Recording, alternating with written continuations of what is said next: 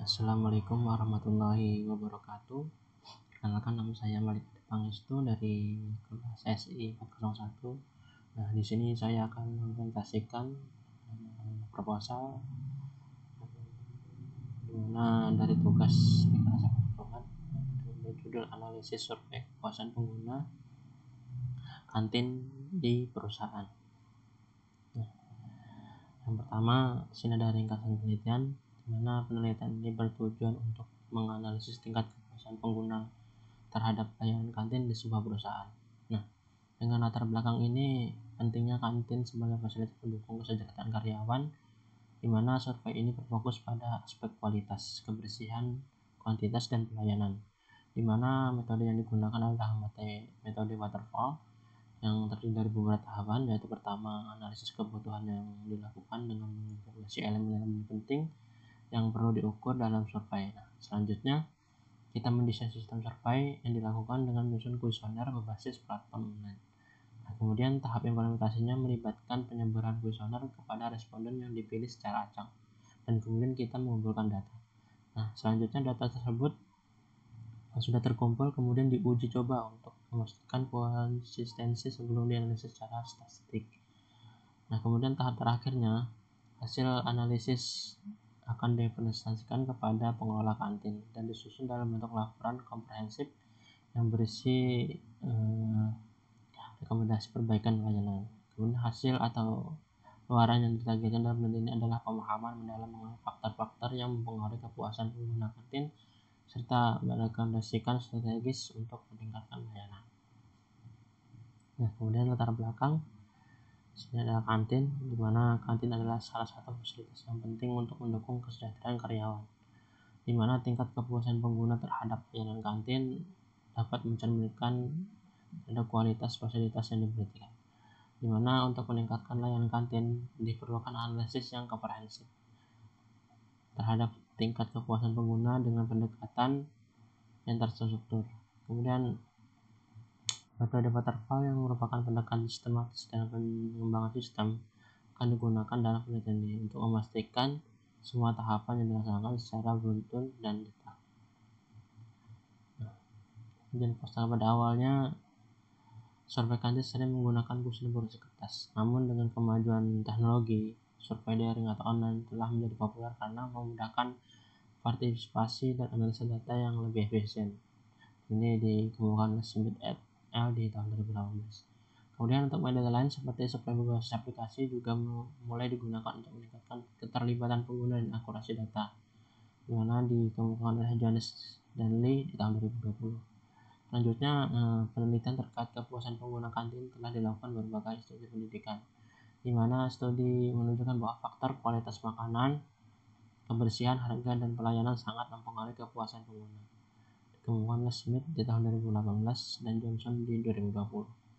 Kemudian selanjutnya penelitian ini mengacu pada kerangka teori SERSQUAL yang menilai 5 dimensi kualitas layanan, mana yaitu tangibility, reliability, responsiveness, assurance, kemudian empathy, yang diberikan oleh para Rusangan et al. Di tahun 1988.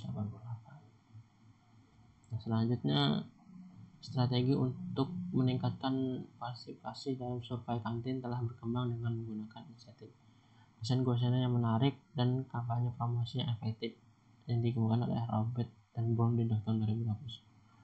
Kemudian selanjutnya ada pendekatan kolaborasi antara pengelola kantin dan pengguna menjadi kunci dalam keberhasilan survei kantin, di mana dengan melibatkan pengguna dalam proses desain dan implementasi survei ini akan meningkatkan partisipasi dan kualitas data yang dapat ditingkatkan, yang dikemukakan oleh Wu et al. Di tahun 2020. Nah, berikut ada roadmap. Di sini bisa kita lihat. Pertama, kita ada identifikasi kebutuhan dan tujuan. Kemudian selanjutnya ada pengembangan survei. Kemudian yang ketiga ada pengumpulan data. Kemudian kita lakukan analisis data. Kemudian kita evaluasi dan implementasi. Nah, ini merupakan metode yang kita ambil untuk melaksanakan survei ya, dimana yang pertama ada analisis, kemudian desain, kemudian implementasi, kemudian testing, kemudian selanjutnya maintenance. Nah, jadi kita akan menjelaskan di sini metode. Nah, yang pertama ada pendekatan penelitian. Pendekatan penelitian ini menggunakan metode kuantitatif dengan pendekatan survei dan dilaksanakan menggunakan metode waterfall yang terdiri dari beberapa tahapan. Nah, di metode waterfall sendiri, yang pertama ada analisis kebutuhan, mengidentifikasi kebutuhan pengguna kantin melalui diskusi awal. Nah, selanjutnya menyusun kuesioner berdasarkan aspek-aspek yang relevan seperti kualitas makanan, kebersihan, dan pelayanan. Nah, selanjutnya kita membuat desain sistem seperti mendesain instrumen survei atau kuesioner dengan menggunakan platform seperti Google Form dan menentukan metode sampling dan strategis distribusi kuesioner. Nah, kemudian kita lakukan implementasi, di mana kita melaksanakan survei menyebarkan kuesioner kepada responden secara acak. Baru kemudian kita kumpulkan data tersebut dalam waktu tertentu. Kemudian setelah kita mengumpulkan data, kita melakukan testing atau pengujian, di mana tujuan pengujian awal untuk memastikan kelengkapan dan data konsistensi data.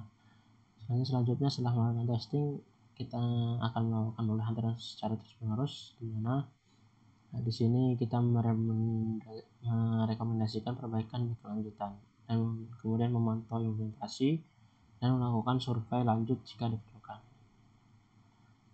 Nah, kemudian ada populasi dan sampel. Nah, populasi penelitian di sini adalah seluruh pengguna kantin, sedangkan sampel akan diambil secara acak dari karyawan yang bekerja di perusahaan.